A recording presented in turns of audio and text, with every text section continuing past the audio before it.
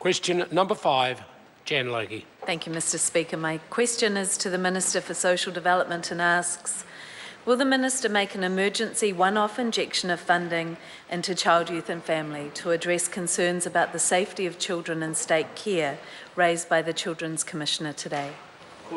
The Honourable Anton. Mr Speaker, no. Budget 2015 allocated $8 million extra to help SIF meet current demand and $5.8 million to develop and test a new operating model. Since 2008, the baseline for child, youth and family has increased by $90 million, with no apparent substantial change in the outcomes for children in state care. Throwing money at a system that isn't working is just plain ridiculous. That's why in April I appointed an expert panel to design a complete overhaul of New Zealand's child protection system to ensure that we get better results for children in care and to ensure that money is invested in the areas that will make the biggest difference for our kids. Supplementary. Supplementary question, Jan Logie. Given that the Children's Commissioner has said that these 5,000 children cannot wait for these initiatives, what will the Minister do today to action any of the report's 53 recommendations? The Honourable Anton. Well, Mr Speaker, I think the member completely misrepresents the comments from the Children's Commissioner. He is entirely supportive. He makes that very clear in his report of the work that we are doing here with an expert panel to completely overhaul the system. And so the member should make sure that she accurately quotes the Children's Commissioner. Supplementary. Supplementary question, Jan Logie. Given that the Children's Commissioner is doubtful that children are currently better off in state care after being removed from their families, what is the Minister doing today to ensure that placements that are made tomorrow will be safe? The Honourable Anton. Well, Mr Speaker, again, the member is misrepresenting the Children's Commissioner in his report. His comments around not knowing relate to the lack of data. And if she looks on page, I think it's 61 of the report, he makes that very clear. I am also concerned at the lack of data following the progress of children after they come into state care, and that's one of the issues that the expert panel are looking at. In fact, all the Children's Commissioner's recommendations are incorporated in the review that the panel is doing. Supplementary, Mr Speaker. Supplementary question, Jan Logie. Given that National has been in power for the majority of these kids' lives, will the Minister accept responsibility for her government's systematic underinvestment in child, youth and family and these children? The Honourable Anton. Well, Mr Speaker, there hasn't been underinvestment. As I've said, an extra $90 million has been put by this government alone into child, youth and family. The previous minister led a large piece of work that had a green paper, a white paper, a Vulnerable Children's Act, a Children's Action Plan, all designed around maintaining children in their families and helping those children so that they didn't need state care. So there's been a huge amount of work gone in. What we are doing now, though, is we're going to get to the very heart of the matter as the Children's Commissioner talks about the system that is needed to put children and their needs at the centre of the state's care. Supplementary, Mr. Supplementary Speaker. question, Jan Logie. Has the Minister seen last year's report from the Chief Social Worker that the most common request from caseworkers within child, youth and family is for more staff? The Honourable Anton. Yes, I have, Mr Speaker. I've also seen heard the voices of children that say the most important thing for them is a safe, stable and loving home. And their first placement needs to be the best placement for them. So that's what I talk about. This is very complex issues. We're not going to have a knee-jerk reaction. The Children's Commissioner is very supportive of the work that this government is doing with the expert panel designing a complete overhaul of the child, youth and family system. Supplementary. Supplementary question, Jan Logie. Is one of the recommendations that she's taking to Cabinet next month to outsource any responsibility for child protection to private business? The Honourable Mr. Anne Speaker, Tolley. Cabinet papers, of course, are for Cabinet.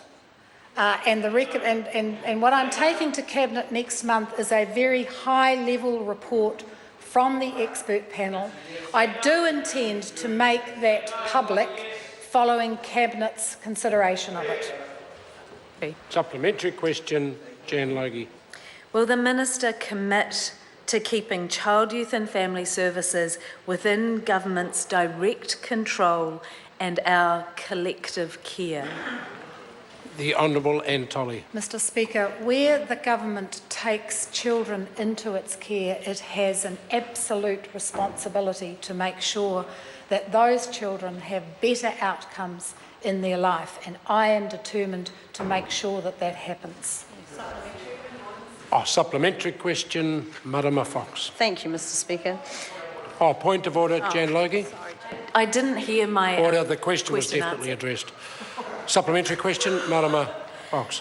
Thank you, Mr. Speaker. To the Minister, given the response to your first question, were you impressed by the finding in the Youth Services Strategy case study that young people on placements who were connected with a whānau order provider who could connect the person through to their marae had, and I quote, much better experiences and reported better outcomes as a result of their Order, young can I have service? the question, please? Yes, and here's the question. That being the case, will she make an emergency one-off injection of funding into whānau order to ensure much better outcomes for tamariki and rangatahi Māori? The Honourable Anne Tolley. Mr. Speaker, yes, I was impressed, and yes, I am committed to continue to work closely with the Minister for Whānau Ora to look at ways that the Ministry of Social Development and Whānau Ora can better deliver results to at-risk New Zealanders. I note that Budget 2015 provided a $49.8 million boost for Whānau Ora navigators, and they are making a valuable contribution to other government initiatives, including the 4 children's teams we've already rolled out. Question number 6. Order, Mr. Speaker. Point of order, Grant Robertson. Mr. Speaker, I raise a point of order under Speaker's ruling 1683 and 1684. It has 2 parts to the point of order I'm raising.